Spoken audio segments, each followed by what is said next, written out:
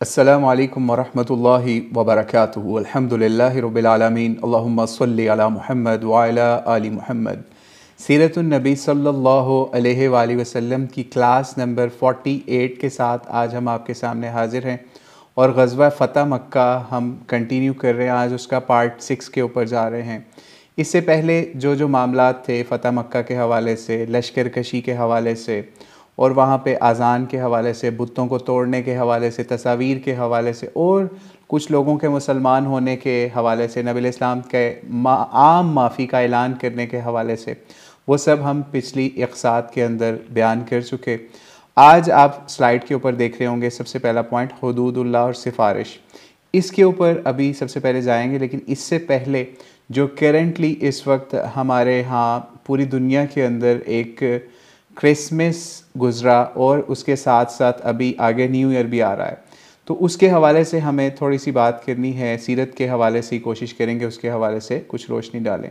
जैसे कि हम नबी अलैहिस्सलाम की लाइफ के अंदर आपके सामने रख चुके कि आपके यहूदियों के साथ, क्रिश्चियंस के साथ मुआहदे भी हुए, उनके साथ जंगें भी हुई, उनके साथ दीगर मामलात भी हुए और आगे भी चल के अगली साथ के अंदर भी आपको पता चलेगा जब क्रिश्चियंस के डेलीगेशंस भी आपके पास आए या उनमें से मुसलमान भी हुए कुछ लोग,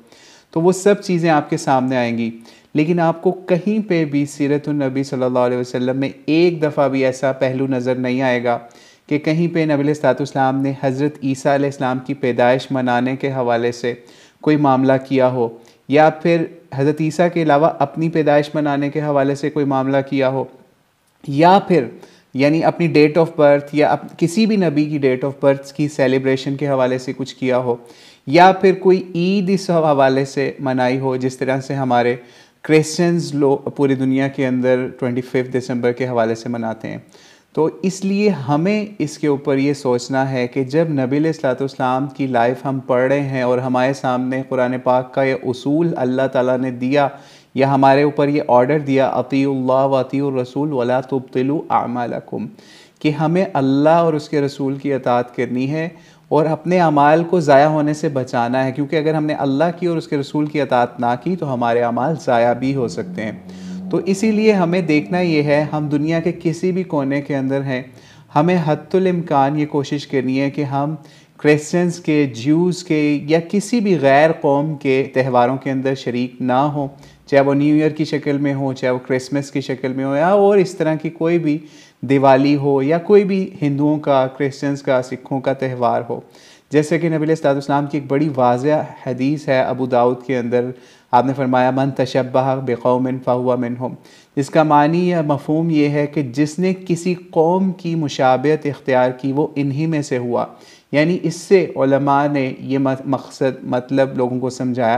कि अगर हम दूसरी कौमों की मुशाबहत इख्तियार करेंगे या उनके त्योहारों के अंदर शरीक होंगे तो इसमें हमें बहुत अल्लाह से डरना चाहिए कि कहीं क़यामत के दिन हमें उनके हवाले से कोई मामला फ़ेस ना करना पड़ जाए कि हमें उनके अंदर शामिल होकर ना अल्लाह ताला की तरफ से उठाया जाए। तो अल्लाह ताला हमें उस चीज़ से बचाए कि हम मुसलमान सिर्फ़ और सिर्फ वो चीज़ फ़ॉलो करें, चाहे कोई पैदा हो तो उसके ऊपर अकीका हमारे सामने आ जाता है और दीगर मामला जो पैदाइश के ऊपर नाम रखना और इस तरह के हर साल नहीं उसके ऊपर वो मामला जाता। इसी तरीके से ईदें, हमें 2 ईद के त्यौहार दिए गए। जैसे नबी अलैहिस्सलाम की बेसत से पहले बहुत सारे मेले, बहुत सारी खेल कूद, बहुत सारी चीज़ें हुआ करती थी, मेले और ईदों के नाम पे लगा करते थे ऐसे मामलात। लेकिन नबी अलैहिस्सलाम ने फिर जब मदीने में आए तो वहाँ पे लोगों को समझाया, बताया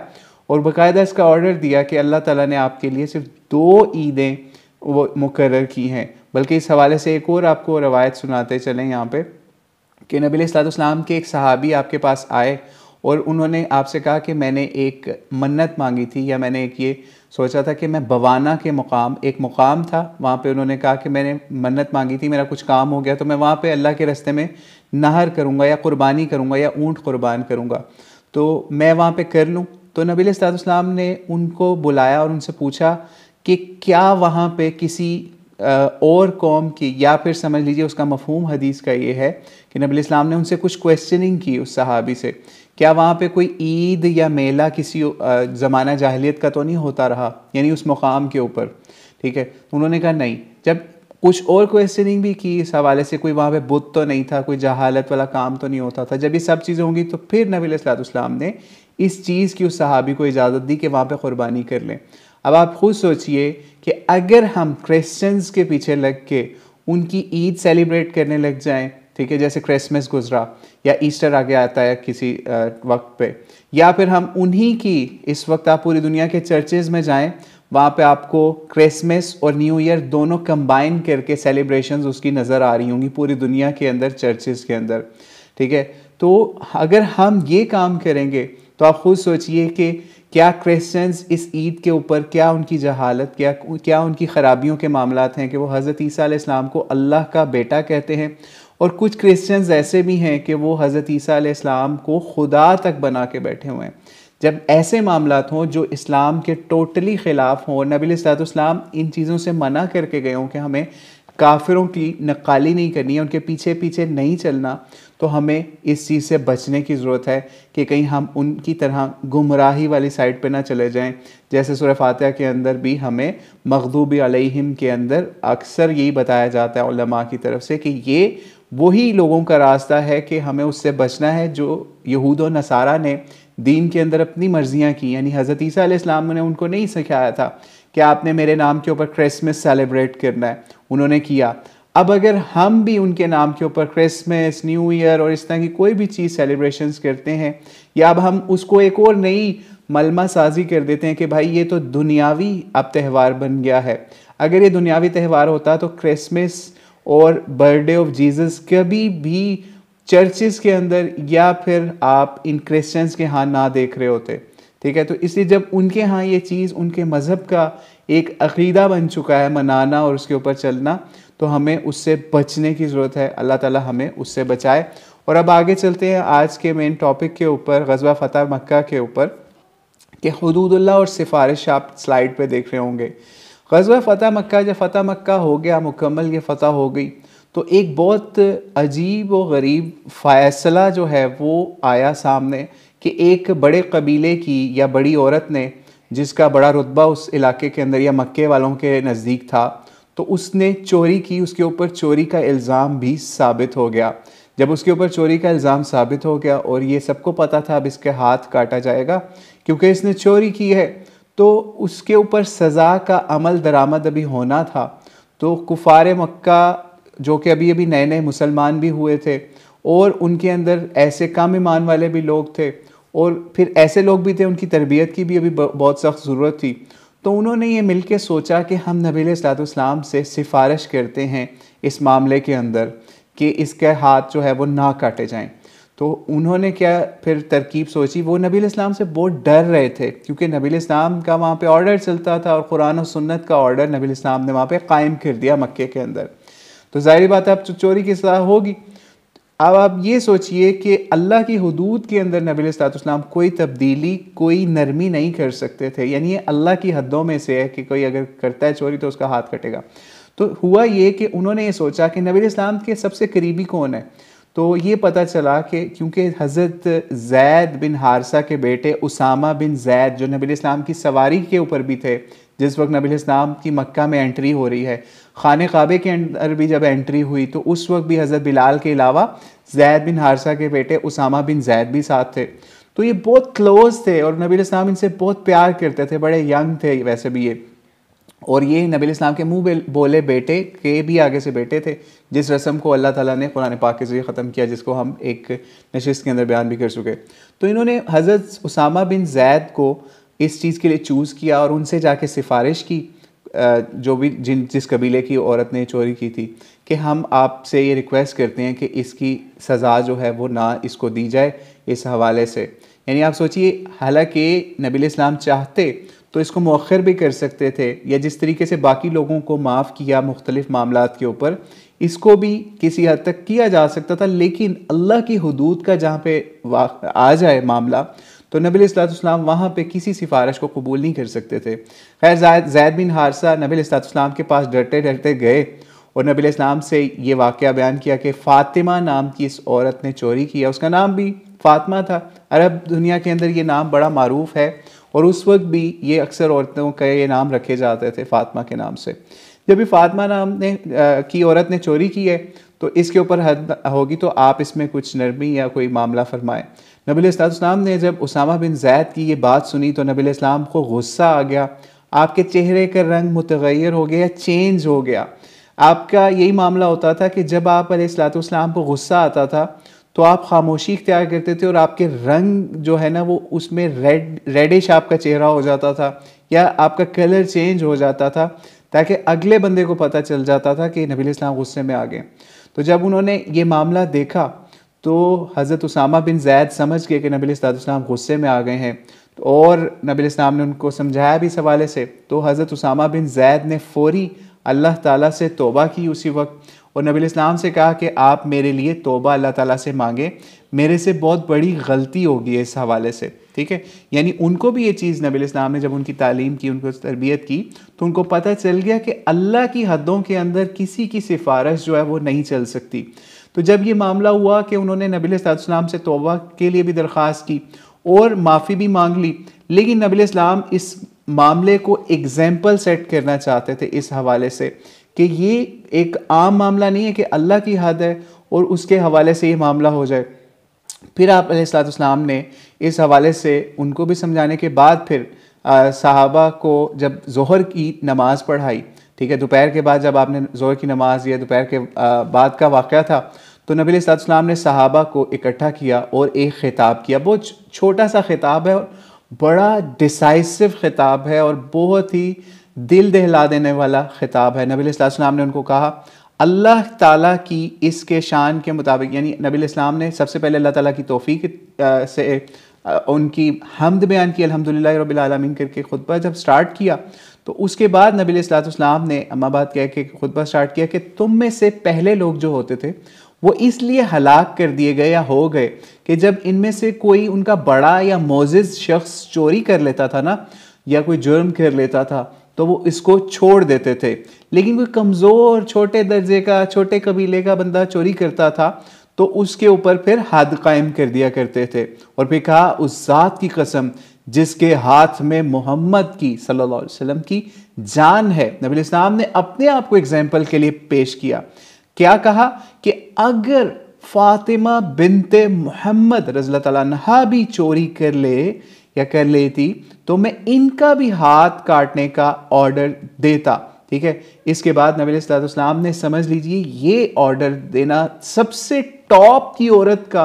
वहां पे रेफरेंस दिया, जो उस वक्त मक्के के अंदर सबसे टॉप की औरत थी। वो उस वक्त नबी अलैहिस्सलाम की बेटी थी, यही वाली। और अभी आगे चल के भी पता चलेगा आपको कि किस वजह से नबी अलैहिस्सलाम ने इतना बड़ा रेफरेंस दिया। इससे ये पता चलता है कि नबी अलैहिस्सलाम ने एज एग्जाम्पल सिर्फ इस चीज़ को कोट किया। ये नहीं था कि माज़अल्लाह उनके हवाले से कोई ऐसा मामला हो, लेकिन जब किसी को सज़ा देने का मामला आता है तो उसके ऊपर सबसे बेस्ट तरीका यही नबी अलैहिस्सलाम ने समझाया कि अगर कोई बड़ा भी चोरी करे तो उसके लिए भी यही कानून है, और इवन मेरे घर से भी अगर कोई करे, और सबसे टॉप की औरत यानी जो उस वक्त थी, ठीक है, यानी बीबी फातिमा सलामुल अलैहा या रज़ियल्लाहु तआला अन्हा, अल्लाह की करोड़ों रहमतें उनके ऊपर, तो वो भी अगर चोरी करती तो मैं उनके लिए भी यही हुक्म देता। जब ये बात कही फिर उसके बाद हद भी कायम हुई। ठीक है, फिर उसके बाद ये बताया जाता है कि वो जो औरत थी जिसके हाथों के साथ ही मामला हुआ या हाथ काटा गया, जिस पे हद नाफिज की गई, किसी कबीले की फातिमा नामी औरत थी, उसके बाद में वो नेक भी हो गई। और बताया जाता है कि वो हज़रत आयशा रज़ियल्लाहु तआला अन्हा के पास भी आया करती थी अक्सर। उसको कोई काम होता था, कोई हाजत होती थी, नबी अलैहिस्सलाम से कोई उसने डिमांड करनी होती किसी भी हवाले से, तो वो बहुत अच्छे उनके ताल्लुकात भी नबी अलैहिस्सलाम की फ़ैमिली से भी बन गए। यानी आप ये सोचिए कि नबी अलैहिस्सलाम ने ऐसी अच्छी तरबियत की थी मुसलमानों की वहाँ पे कि वो अपने हाथ भी कटवा रहे हैं और नबी अलैहिस्सलाम से फिर भी ताल्लुक़ कायम करके रखे हुए हैं, उनकी फ़ैमिली के साथ भी अच्छा ताल्लुक़ कायम किया हुआ है, जिससे तरबियत का पता चलता है कि किस तरीके से उनकी तरबियत थी। और बताया जाता है उस औरत ने बाद में तौबा भी बहुत मामले में इस मामले में की। ठीक है, लेकिन अल्लाह की हद जो है उसको नबी अलैहिस्सलाम ने किसी सिफारिश से बदलना पसंद नहीं किया, बल्कि उसके ऊपर नबी अलैहिस्सलाम ने इस तरीके से बीबी फातिमा सलामुल्लाह अलैहा का रेफरेंस भी मुसलमानों को दिया, ताकि उनके लिए ये मामला हो जाए, उनको समझ में आ जाए कि आइंदा कोई भी अल्लाह की हदूद के अंदर कोई तगय्युर चेंज नहीं हो सकती। फिर इस तरीके से फ़तह मक्का के मौके का एक और वाक़या भी ये हुआ, यानी फ़तह मक्का के करीब करीब का वाक़या जिसको मुहद्दिसीन ने ख़ास तौर पर नोट किया है, सीरत की किताबों में वाक़या कम मिलता है कि जिस साल फ़तह मक्का हुआ इसी साल मिशकात शरीफ के अंदर भी ये रवायत मिल जाती है 6193, उसके अलावा सुनन तिरमिज़ी के अंदर भी आ जाती है कि नबी सल्लल्लाहु ने फ़तह मक्का वाले साल या फ़तह मक्का के आसपास हज़रत फ़ातिमा सलामुल्लाह अलैहा या रज़ी अल्लाह तआला अन्हा को बुलाया अपने पास। जब बुलाया तो इनको कोई बात कही, यानी आहिस्ता से इनको सरगोशी की या इनके कानों में कोई बात की, तो बीबी फ़ातिमा सलामुल्लाह अलैहा रोने लगी। वो रोने लगी तो नबी सल्लल्लाहु ने फिर उनसे कोई बात की, यानी बहुत माइनर सी कोई बात की, तो वो फिर हंसने लगी या खुश हो गई। तो फिर उसके बाद जब नबी सल्लल्लाहु इस दुनिया से रुखसत हो चुके हुए थे, तो उस वक्त तक बीबी फ़ातिमा से किसी ने नहीं पूछा था या फिर उन्होंने किसी को बताया नहीं था कि ये क्या मामला हुआ था उस वक्त, कि नबी सल्लल्लाहु ने उन्हें क्या बात कही थी कि वो खुश हो गई थी और फिर उससे पहले वो रोई भी थी, यानी रोने के ऊपर नबी सल्लल्लाहु ने कोई बात कही तो वो खुश हो गई। तो फिर उनसे जब पूछा गया बाद में तो उन्होंने बताया कि असल में हुआ ये मामला था कि जब मैं रोई ना तो उस वक्त नबी सल्लल्लाहु ने मुझे बताया था कि मैं जल्द ही, यानी आगे वाले चंद सालों में या जल्द वफ़ात पा जाऊंगा या फिर दुनिया से रुखसत हो जाऊंगा। तो बीबी फ़ातिमा के लिए और क्या इससे बड़ा दुख हो सकता था। तो वो रोने लग गई कि ये इस तरह नबी सल्लल्लाहु हमें छोड़ जाएंगे। लेकिन फिर मैं हंसी इस वजह से, उन्होंने फ़ातिमा रज़ी अल्लाह तआला ने बताया कि नबी सल्लल्लाहु ने मुझे कहा कि जब मैं फ़ौत हो जाऊंगा तो मेरे बाद सबसे पहले जो है वो आप ही मुझसे मिलोगी, ठीक है, यानी उसके बाद इस तरह की बातें मेरी रवायात में आती है। तो फिर मैं उस पर खुश होगी और फिर इसके बाद मज़ीद एक्सटेंशन हदीस के अंदर आती है जो हम मिशकात की रवायत बता रहे हैं 6193, कि आप हंसी इस वजह से भी या खुश इस वजह से भी हुई कि आपने नबी सल्लल्लाहु ने उनको ये फरमाया कि मुझे बताया गया कि मरियम बिनते इमरान, यानी हज़रत ईसा अलैहिस्सलाम की जो वालदा हैं मरियम बिनते इमरान के अलावा अहले जन्नत की ख़वातीन में आप सरदार हो, यानी तो मैं इस पर भी खुश हुई या हंस पड़ी। तो इससे पता चलता है कि कितनी टॉप की शख्सियत थी उस वक्त भी मक्के के अंदर कि इनको नबी सल्लल्लाहु ने जन्नत की औरतों की सरदारों में से एक सरदार करार दिया। जैसे सैयदा मरियम बिनते इमरान को भी कहा सलामुल्लाह अलैहा को, और इसी तरीके से उसके अलावा आपको भी कहा। और कुछ रवायात ऐसी भी मिलते हैं जिसके अंदर 4 ख़वातीन जो हैं उनको जन्नत की औरतों की सरदार कहा गया नबी सल्लल्लाहु की तरफ से। नंबर 1 सैयदा मरियम हज़रत ईसा अलैहिस्सलाम की वालदा। नंबर 2 के ऊपर कौन, जो कि नबी सल्लल्लाहु की पहली बीवी सैयदा खदीजा रज़ी अल्लाह तआला अन्हा, और फिर बीबी फ़ातिमा नबी सल्लल्लाहु की बेटी, और फिर इसके अलावा फ़िरौन की बीवी आसिया जो कि इस्लाम जिसने कबूल किया हुआ था, यह ईमान वाली थी और उसने बड़े जुल्म और सितम का सामना किया अपने ईमान के ऊपर। तो ये 4 औरतों को नबी सल्लल्लाहु ने जन्नत की सरदारी या जन्नत के अंदर टॉप जो रुतबा होता है उसकी बिशारत सुनाई हुई। तो इससे भी हमें पता चल गया कि फ़तह मक्का के ऊपर ये मामला किस तरीके से नबी इस्लाम ने या उस साल नबी सल्लल्लाहु ने बीबी फ़ातिमा को भी बताया, और एज़ एग्जाम्पल के तौर पे नबी सल्लल्लाहु ने क्यों बीबी फ़ातिमा को उस चोरी वाले मामले के ऊपर भी एज़ एग्जाम्पल के ये शो किया कि जन्नत की औरतों की सरदार की तरफ से भी माज़अल्लाह अगर ऐसा मामला होता है तो उसके ऊपर भी अल्लाह की हद जो है वो पीछे नहीं हट सकती, ठीक है। तो इसलिए हमें भी अपने मामलात के अंदर ये चीज़ देखनी चाहिए कि अगर हमारे यहाँ कोई ऐसा मामला होता है अल्लाह के हवाले से, अल्लाह की हुदूद तो वैसे हमारे मुल्कों के अंदर उस तरह से नाफिज ही नहीं है, लेकिन अगर कल को अल्लाह करे कि हमारे मुल्कों के अंदर पाकिस्तान में और दीगर इस्लामी ममालिक के अंदर अल्लाह की हुदूद नाफिज हों, या जिस तरह सऊदीया के अंदर कुछ पहले नाफिज थी, अब वो चीज़ें काफ़ी कम होती जा रही, तो अल्लाह ताला से दुआ है कि अल्लाह ताला जो लोग भी साहिब इक़्तिदार हों उस वक्त या आज हैं उस हवाले से, तो वो अल्लाह की हुदूद को कायम करने की, कायम और दायम करने की, और उनके ऊपर कोई बैकफुट पे जाने की अल्लाह उनको तौफीक ना अता फरमाए, या तौफीक ये दे कि वो अल्लाह की हुदूद को कायम कर सकें और इसके ऊपर किसी सिफारिश को कबूल ना करें, जिस तरह नबी सल्लल्लाहु ने सहाबा की सिफारिश कबूल नहीं की और इस तरीके से ये मामला पूरा किया। अब हम आज के लास्ट और बहुत डीप टॉपिक के ऊपर जा रहे हैं। ये भी काफ़ी लंबा टॉपिक है, इस वजह से आज हमने सिर्फ इस पे 2 टॉपिक रखे। वो ये कि ब्लैक लिस्ट कुफ़ार। ये तो नबी सल्लल्लाहु ने पहले एक फ़ैसला किया हाथ काटने के हवाले से, और इससे पहले एक ब्लैक लिस्ट जो है वो जारी कर दी गई हुई थी कि जब हम मक्का फ़तह होगा तो उसके अंदर इन लोगों को कोई इनके लिए माफ़ी नहीं होगी। वो माफ़ी नहीं होगी किन के लिए? उसमें स्पेसिफ़िकली समझ लीजिए तकरीबन जो है ना 15 लोग तकरीबन बताए जाते हैं। मुख्तलिफ़ रवायात को अगर हम इकट्ठा करें तो इसके अंदर ये हमारे पास एक किताब है सीरत मुस्तफ़ा सल्लल्लाहु अलैहि वसल्लम जिस पे अपना काम या तहकीक की हुई है हज़रत मौलाना इदरीस कांदलेवी साहब ने भी। इसके अंदर वो तफसीलात काफ़ी अच्छे तरीके से उन्होंने शामिल की, उन 15 लोगों को शामिल किया कि वो ब्लैक लिस्ट कितने लोगों की थी। लेकिन अक्सर मुहद्दिसीन मुख्तलिफ नाम मुख्तलिफ जगहों पे लेके आए हैं। जैसे एक रवायत के अंदर सुनन नसाई के अंदर 4072 के अंदर एक मूसा बिन साद की रवायत है कि वो बताते हैं कि फ़तह मक्का जब हुआ तो 4 मर्दों और 2 औरतों के सिवा तमाम लोगों को अमान दी गई, यानी उनको माफ़ी थी। कौन 4 लोग थे? उनके अंदर जो मर्द थे, यानी 4 मर्द और 2 औरतें। 4 मर्द थे इकरमा बिन अबी जहल, यानी अबू जहल का बेटा इकरमा, अब्दुल्ला बिन खत्तल, फिर मकीस बिन सुबाबा और अब्दुल्ला बिन साद बिन अबी सरा। ये 4 बंदे थे और आगे से 2 जो हैं वो इनमें से किसी शख्स की लोनियाँ या फिर खात्माएँ भी थी जिनके ऊपर भी ये हद लगाएगी। अब इनको हम एक एक करके मुख्तलिफ लोगों को देख लेते हैं और फिर आज की एपिसोड इंशाल्लाह ख़त्म होगी। उसमें हम सबसे पहले आपके सामने पेश करते हैं, समझ लीजिए जो लोग ब्लैक लिस्ट में थे। और इनके हवाले से ये कहा गया था कि अगर ये खाने काबे के गुलाफ में भी लिपटे हो ना, यानी खाने काबे के आड़ में भी हो या उसके पर्दे के साथ भी लिपटे हो, तो उनको आपने कत्ल कर देना है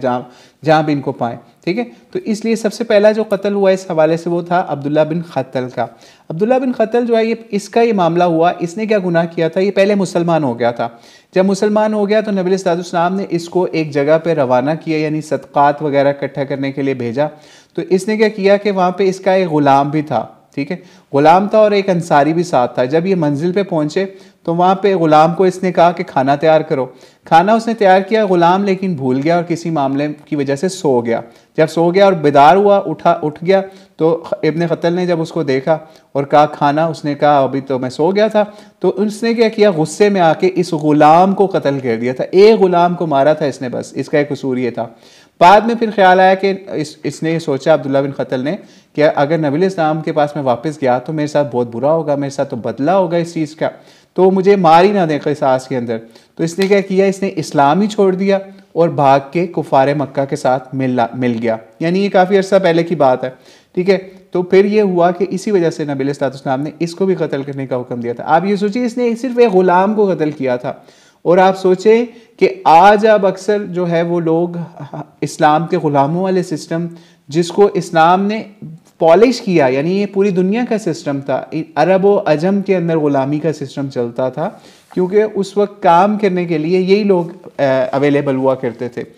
अल्लाह के नबी ने आके उस सिस्टम को सिस्टमाइज़ करके ग़ुलामों को आम लोगों के साथ या फिर ग़ुलामों को सरदारों के साथ बैठा दिया। खाने काबे की छत के ऊपर अजान देने वाला बना दिया, खाने काबे के अंदर जाने वाला सबसे पहले बना दिया। ये नबी इस्लाम का मैसेज था, इस्लाम का मैसेज था कि ग़ुलामों को इतना सुपीरियर अल्लाह ताला ने कर दिया, क्योंकि तक़वे की बुनियाद के ऊपर उनको सुपीरियर किया गया। ये नहीं कि ग़ुलाम है तो इसलिए सुपीरियर हो गए, उनका तक़वा भी इतना बड़ा था और मैसेज भी ये कन्वे करना था। तो इसलिए फिर अब्दुल्ला बिन क़त्ल को भी कत्ल किया गया। इसको जो इसने मारा उसका बताया जाता है अबू बरज़ा अस्लमी रज़ियल्लाहु तआला अन्हु और साद बिन हरीस ने खाने काबे के करीब ही ये छुपा हुआ था कहीं पे जाके,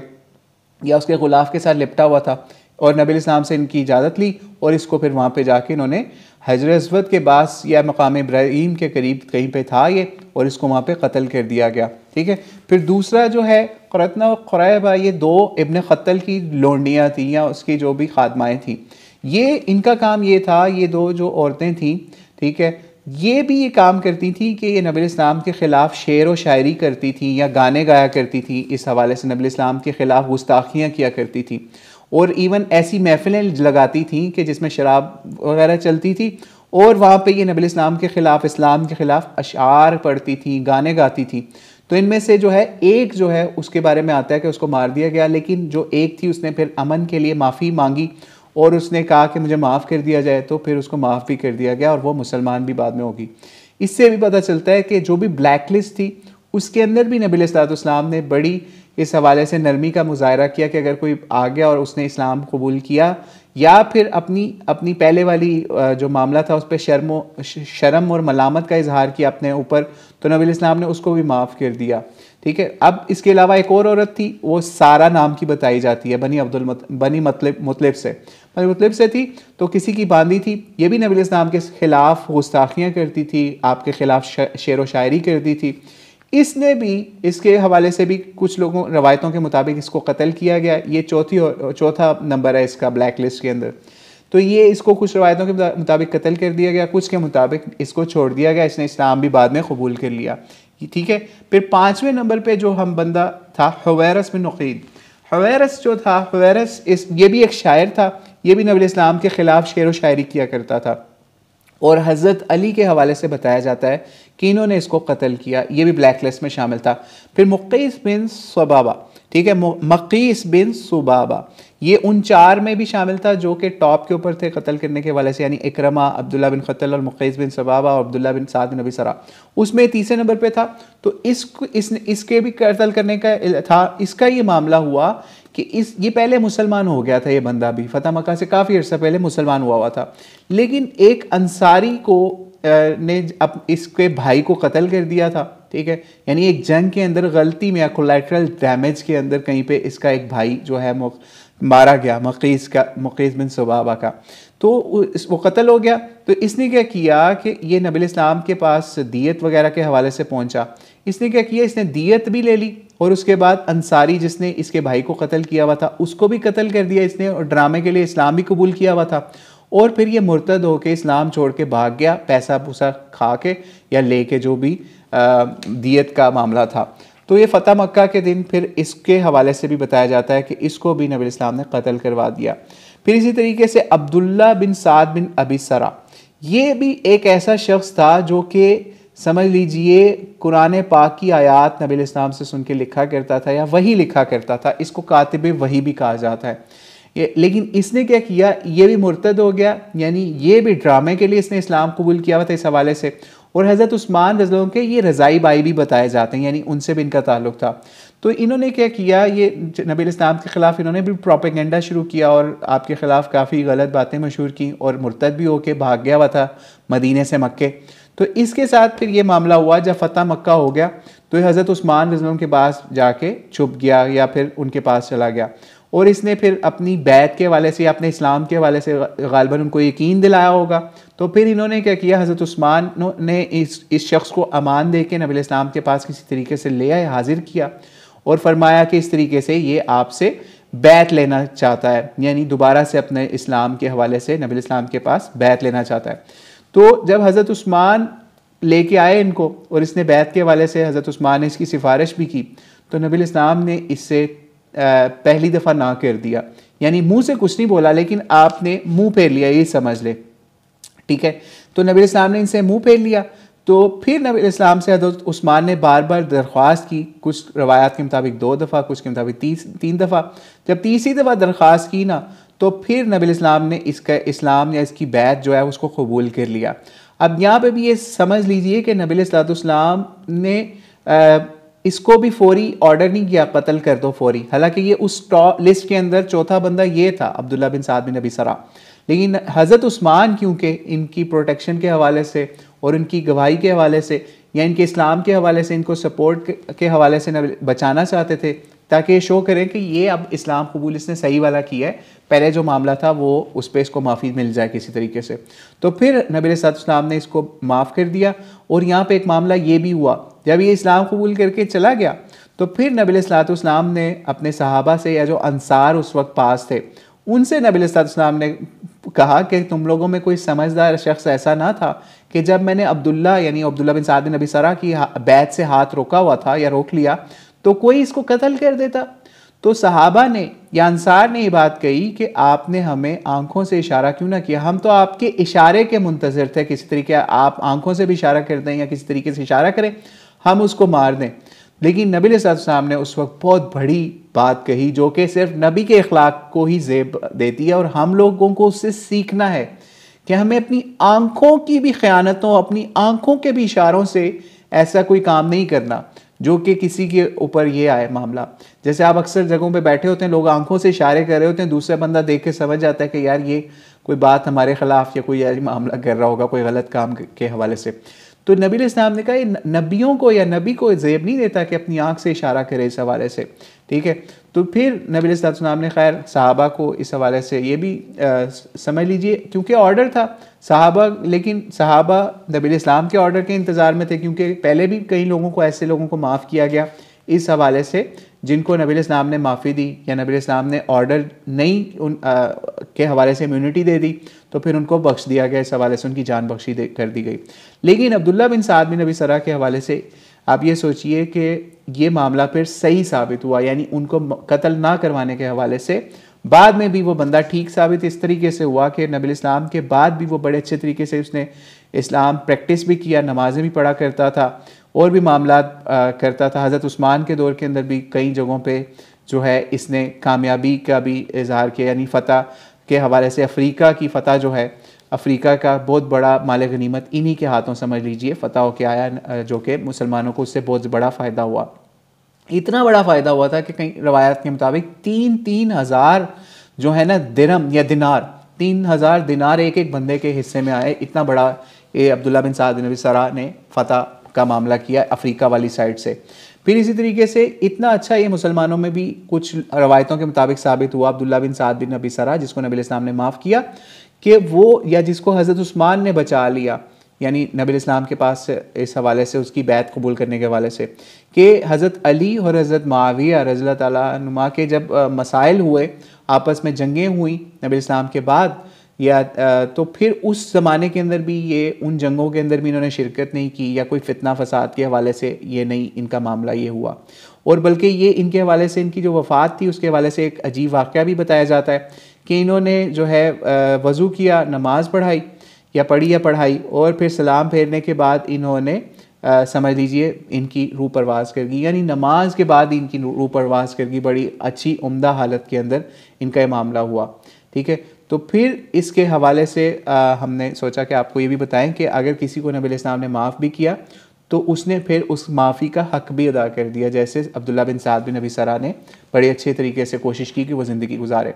फिर लेकिन एक चीज़ इस पर यह है कि फिर इसको कातिब वही का ओहदा कभी नहीं मिला। हज़रत अबू बकर सिद्दीक़ या हज़रत उमर के दौर के अंदर जब कुरान पाक की हवाले से एक बुक की शक्ल में पहले से बन चुका हुआ था, लेकिन उसके हवाले से रीचेकिंग के लिए जो समझ लीजिए सहाबा की एक शूरा थी, उसके अंदर भी इस बंदे को शामिल नहीं किया गया, क्योंकि इस बंदे ने पहले नबी इस्लाम के ख़िलाफ़ कुछ प्रोपेगेंडा किया हुआ था कातिब वही के ओहदे के ऊपर होते हुए, इसलिए इसको उस ओहदे के ऊपर दोबारा कभी बहाल नहीं किया गया।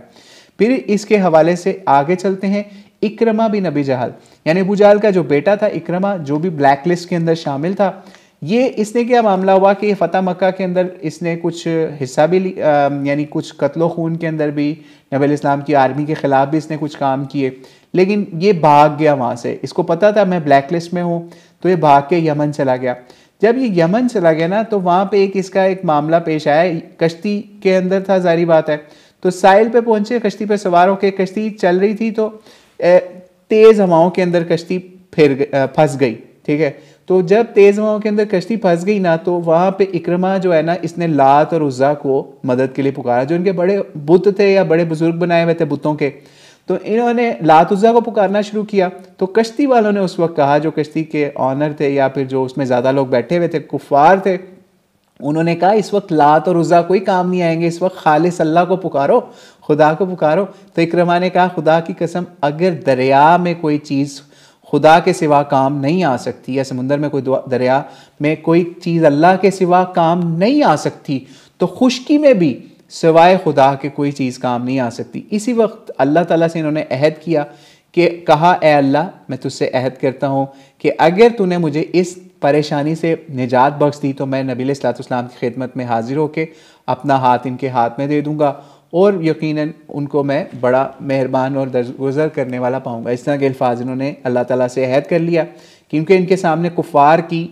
असलियत खुल के सामने आ गई हुई थी कि जब कुरान पाक के अंदर भी इसका जिक्र है, बहरहाल अभी हम उधर जाएंगे तो वो काफ़ी लंबा हो जाएगा मामला, कि ये जब फंसते हैं तो फिर ये खालिस अल्लाह को याद करते हैं, और जब खुश्की पे आते हैं तो फिर ये वही अपने शिरक में पड़ जाते हैं। तो हमें भी अल्लाह ताला से ही हमेशा अल्लाह से खालिस मदद मांगनी चाहिए, वही मदद जिसने हज़रत इक्रमा बिन अबी जहल को एक अबू जहल के बेटे से रज़ियल्लाहु ताला अन्हु बना दिया, कि वो सहाबी रसूल बन गया। फिर इसकी बीवी जो थी वो, उसका बताया जाता है कि उसने इस्लाम कबूल कर लिया, इससे पहले ही वो मक्के में थी। उसने नबी अलैहिस्सलाम से इनकी अमान के लिए कहा कि मुझे उसकी अमान दे दें ताकि, या उसको माफ़ कर दें ताकि मैं उसको ले आऊँ, अगर वो इस्लाम कबूल करता है तो आपके पास ले आऊँ तो आप उसको माफ़ कर दें। लेकिन फिर मामला ये हुआ, नबी अलैहिस्सलाम ने इसकी अमान को फ़ौरी कबूल कर लिया, ठीक है, यानी इसकी जो बीवी थी, ठीक है। तो फिर उसके बाद इसने इस्लाम भी कबूल कर लिया। फिर इसी तरीके से एक और मामला ये भी हुआ कि बाद में भी ये बड़े अच्छे तरीके से इसने मुख्तलिफ जो नबी इस्लाम के बाद के मार्के हुए या नबी इस्लाम की लाइफ के बाद भी जो मुसलमानों के मामलात हुए, जैसे फॉर एग्ज़ाम्पल हज़रत अबू बकर सिद्दीक़ के दौर में मुर्तद्दीन के हवाले से जो लश्कर कशी हुई या ज़कात की, या जो इन्होंने मुर्तद हुए थे, इस्लाम छोड़ दिया था, उनके ख़िलाफ़ भी लश्कर कशी के अंदर इनको एक लश्कर का सरदार भी इकरमा को बनाया गया। तो इससे भी ये पता चलता है कि उसके बाद भी इन्होंने बहुत अच्छे तरीके से फ़ाइट भी की, अल्लाह के रास्ते में जिहाद और क़िताल में भी हिस्सा लिया। और एक हवाले से ये भी बताया जाता है कि जब ये शहीद हुए ना, इसी तरीके से एक जंग के अंदर हज़रत अबू बकर सिद्दीक़ के ज़माने खिलाफत में, तो वहाँ पे इनकी जिस्म पर बताया जाता है 70 से ऊपर ज़ख़म थे, 70 से ज़्यादा ज़ख़म थे इनकी बॉडी के ऊपर। तो वो कोई ऐसा ही बंदा खा सकता है जो अल्लाह के रास्ते में अपनी जान अच्छे तरीके से लुटाना चाहता है, कि यानी वो किसी हवाले से पीछे नहीं हटता, यानी ज़ख्मी हो के भी, गिर के भी, आगे चलते चलते फिर उन्होंने अपनी जान कुर्बान की अल्लाह के रास्ते में, क्योंकि वो पहले ही बहुत देर हो चुके हुए थे इस हवाले से। और इसी तरीके से जब ये कुरान पाक इनके हवाले से बताया जाता है कि जब इन्होंने कुरान पाक पढ़ा ना पहली दफ़ा, या फिर इन्होंने देखा, तो इन्होंने बहुत अल्लाह ताला से गिरिया किया कि और पुकार की कि मैं क्यों इससे दूर रहा, और अल्लाह के कलाम इतनी ज़बरदस्त चीज़ है। तो हमें भी आज सोचना है कि हम अल्लाह ताला के कलाम से कितना दूर हैं, जबकि वो हमारे कितना क़रीब है, और नबी इस्लाम हमारे तक उस किताब को, अल्लाह के आखिरी पैगाम को पहुँचा के जा चुके हैं। फिर इसी तरीके से इकरमा बिन अबी जहल के बाद भी ये भी मामला हुआ कि और भी कुछ लोग थे, जिसमें हबार बिन अल असवद भी था। ये भी इसका भी एक मामला ये हुआ, ये भी ब्लैक लिस्ट में था। हबार बिन अल असवद जो है ये इस ब्लैक लिस्ट में था। इसका भी ये जुर्म था कि इसने मुसलमानों को काफ़ी तकलीफ़ें दी हुई थी, और नबी इस्लाम की एक साहिबजादी जो जिनका नाम हज़रत ज़ैनब ज़ौजा अबुल आस थी, ठीक है, उनको भी इसने एक सफ़र के अंदर जब हिजरत करके मक्का से मदीना जा रही थी, ठीक है, तो वहाँ पे हबार बिन असवद ने चंद औबाशों के साथ मिलके रास्ता रोक के हज़रत ज़ैनब को नेज़ा मारा रज़ियल्लाहु ताला अन्हा को, जिससे वो पत्थर पे गिरी और उनका जो है उनका हमल भी साक़ित हो गया। और कुछ रवायात या फिर कुछ सीरत निगारों के मुताबिक इसी अटैक की वजह से जो हबार बिन अल असवद का था, इनकी शहादत या वफ़ात भी हुई। लेकिन फिर फ़तह मक्का के अंदर नबी इस्लाम ने इनका भी ऑर्डर किया था, इसको भी मारना है, लेकिन ये फिर नबी इस्लाम के सामने आया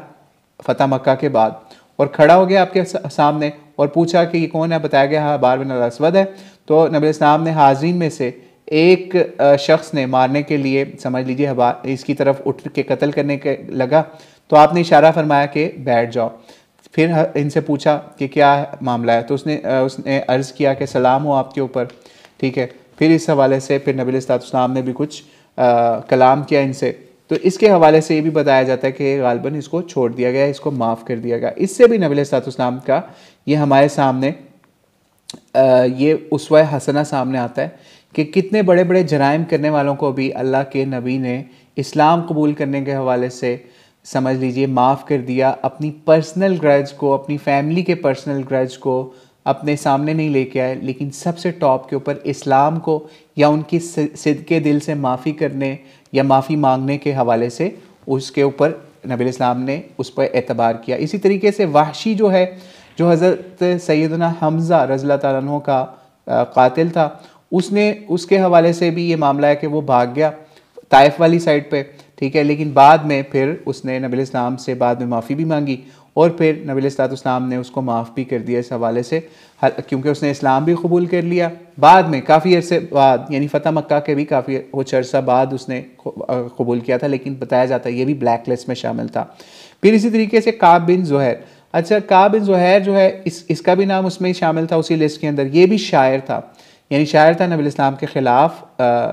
क़सीदे लिखा करता था। इसके हवाले से भी मशहूर कुछ सीरत निगारों ने कहा कि ये भी इस्लाम इसने कबूल कर लिया था, इसलिए इसको बाद में माफ़ी भी इसने मांग ली, तो फिर इसको माफ़ भी कर दिया गया और इसने नबी इस्लाम के लिए कसीदे भी लिखे। फिर इस तरीके से हारिस बिन तौलातुल भी, हारिस नाम का भी एक तौलातुल या तौलातुल करके उसका अजीब सा नाम था, उसने वो भी नबी इस्लाम के ख़िलाफ़ शेर व शायरी किया करता था या नबी इस्लाम की गुस्ताखियाँ किया करता था। उसको हज़रत अली ने फिर फ़तह मक्का के दिन जो है कत्ल कर दिया। और अब्दुल्ला बिन ज़बारा करके अजीब सा नाम है इसका भी, तो ये भी एक शायर था, इसने भी नबी इस्लाम के ख़िलाफ़ शायरी किया करता था। इसको भी समझ लीजिए, इसके हवाले से भी कहा जाता है कि इसने भी इस्लाम कबूल करके नबी इस्लाम से माज़रत कर ली और नबी इस्लाम के समझ लीजिए बाद में माफ़ी भी बहुत अच्छे तरीके से मांगी और नबी इस्लाम के लिए क़सीदे भी बाद में इसने कहे और अपनी हवाले से शहादत की गवाहियाँ भी दी। फिर इसको भी माफ़ कर दिया गया। फिर इसी तरीके से फिर एक और मामला ये हुआ कि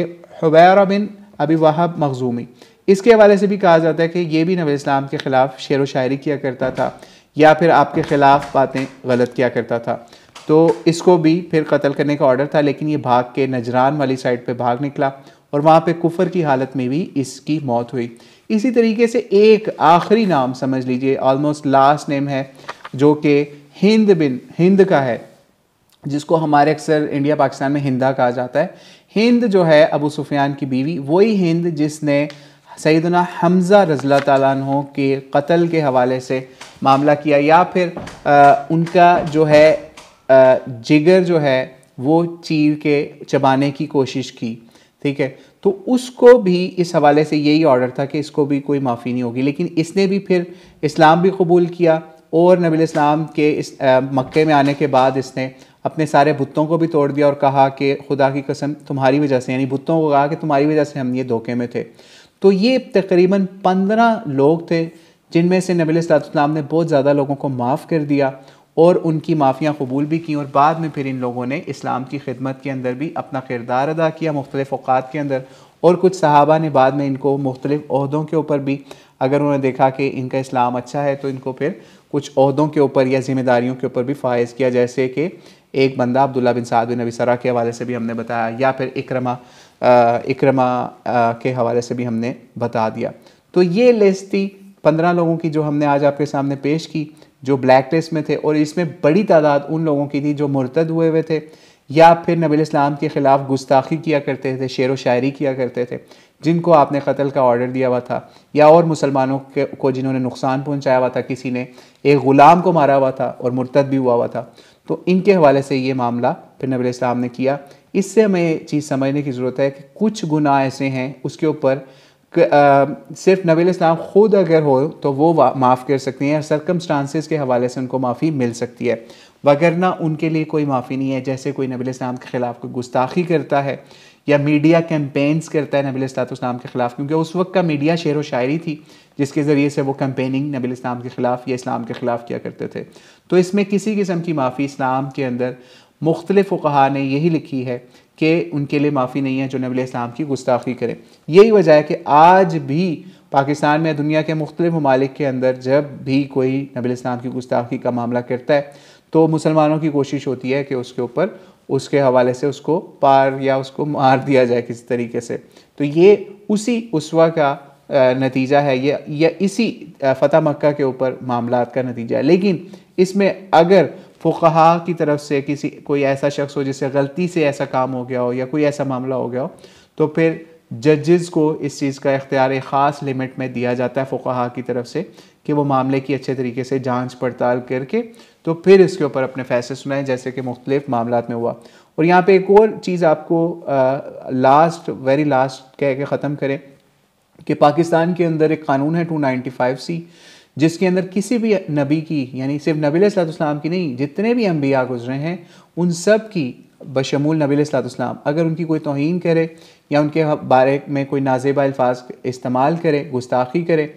तो उसकी सज़ा जो है वो कत्ल है या मौत है। लेकिन पाकिस्तान के अंदर आज तक एक भी ऐसा बंदा या बंदी नहीं है जो कि उस कानून की वजह से मौत पाने वाली लिस्ट में शामिल हुआ हो, ठीक है। तो इसलिए कोई शख्स ये ना कहे कि पाकिस्तान के अंदर कोई ऐसा कानून है जिसकी वजह से लोग मारे जा रहे हैं या मर जाते हैं। अक्सर लोग इस तरह के प्रोपेगेंडा करते हैं ऐसे क़वानीन के हवाले से, तो उनको अल्लाह ताला से डर जाना चाहिए और उनको बड़ी एहतियात से काम लेना चाहिए। जजेस का काम है, अदालतें हैं, हमारे उलमा हैं, वो इस चीज़ों को देखते हैं ताकि कोई माशरे के अंदर कोई ऐसा मामला ना हो कि एक इस्लामी मुल्क के अंदर, या फिर सो कॉल्ड इस्लामी कह लें, या मुसलमानों का मुल्क है कि उसके अंदर हम इजाज़त नहीं दे सकते किसी को कि वो नबी अलैहिस्सलाम के हवाले से या किसी भी नबी के हवाले से कोई बुरे अल्फाज इस्तेमाल करे। तो अल्लाह ताला से दुआ है, अल्लाह ताला हमें सीरत नबी सल्लल्लाहु अलैहि वसल्लम को समझ के, पढ़ के, उसको अपनी लाइफ में इम्प्लीमेंट करने वाला बनाए, और इसके लिए हम अल्लाह की हुदूद के हवाले से और नबी इस्लाम की सीरत सुन्नत के हवाले से, कुरान के हवाले से अपने मुल्कों के अंदर कोशिश भी करें कि इसके अंदर हर लेवल के ऊपर इसकी इम्प्लीमेंटेशन हो, हमारे घर से लेके हमारे जो ऐवान है, जो हुकूमत करते हैं, उन तक। अल्लाह ताला से दुआ है अल्लाह ताला हमें वो दिन देखना नसीब फरमाए। वल्लाहु आलम बिस्सवाब। अस्सलामु अलैकुम वरहमतुल्लाहि वबरकातुहू। जी, अगर कोई क्वेश्चन है किसी का तो वो क्वेश्चन पूछ लें, अदरवाइज़ हम फिर स्ट्रीम को एंड करते हैं अभी। जी, आप सबका भी शुक्रिया, जज़ाकुमुल्लाह खैरन कसीरा, जो सब उन्होंने टाइम निकाला और सुना। अल्लाह ताला से दुआ अल्लाह इसे कबूल करे, और कोशिश ये किया करें जो भी क्लास में है तो जब हम नबी अलैहि सल्लल्लाहु अलैहि वसल्लम का नाम लें तो दुरूद शरीफ भी पढ़ लिया करें, उससे भी अल्लाह ताला हमें बरकतें नसीब फरमाता है। सुब्हानकल्लाहुम्मा रब्बना व बिहम्दिका अस्तगफिरुका व अतूबु इलैक। नहीं, ब्लैक लिस्ट या ब्लैक लॉस्ट पीपल जो है इनको याद करने की कोई ज़रूरत नहीं है, लेकिन अगर आपको शौक़ है तो हम कोशिश करेंगे कि जो हमने बुक रेफ़र की जिसके अंदर ये लिस्ट है बहुत बड़ी 15 लोगों की, तो वैसे मुख्तलिफ़ जगहों पे ये मुख्तलिफ़ औक़ात के अंदर मुख्तलिफ़ रवायतों से अक्सर हमारे सीरत निगारों ने इकट्ठी की हैं। इसमें से समझ लें सिर्फ चार से छः जो हैं वो एक जगह पे हैं, बाकी बाद में सीरत निगारों ने मुख्तलिफ़ रवायत से इकट्ठे किए। जी, ब्लैक लिस्ट जो है इसको याद करना कोई ज़रूरत नहीं है। असल चीज़ तो ये है, कॉन्सेप्ट आपको पता होना चाहिए कि फ़तह मक्का के ऊपर सबको माफ़ नहीं किया गया था। इस हवाले से यही कोशिश की गई थी कि जो इन लोगों ने बहुत ज़्यादा जुल्म किए हुए थे उनको ना छोड़ा जाए, या फिर ऐसे लोग जिन्होंने ऐसे जुल्म किए हुए थे जैसे इस्लाम को छोड़ देना या कुरान पाक के हवाले से इल्ज़ामात लगाना, ठीक है, या मुर्तद हो जाना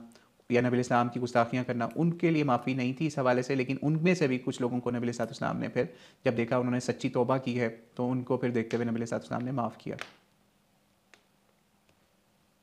जैसे एक और मामला भी यहाँ पे आपको बताएं कि नबी इस्लाम ने जो इक्रमा जो है ना, इक्रमा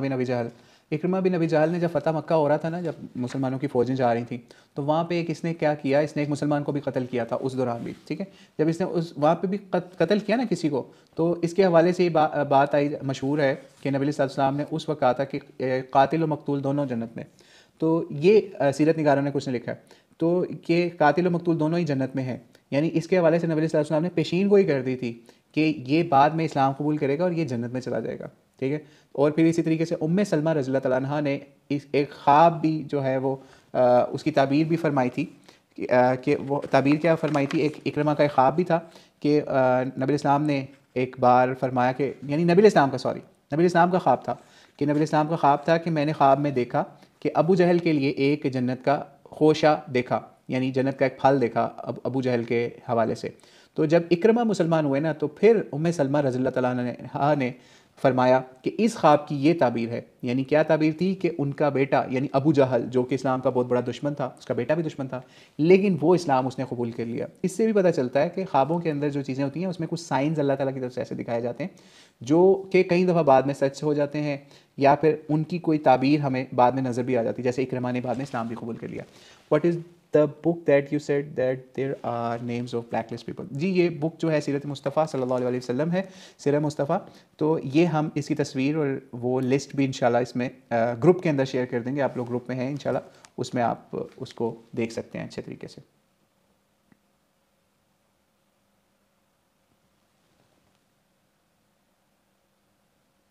जी अल्हम्दुलिल्लाह, सही, बिल्कुल दुरूद पढ़ते रहना चाहिए। जज़ाकल्लाह खैरन कसीरा। जी ठीक है, फिर स्ट्रीम एंड कर रहे हैं अभी हम।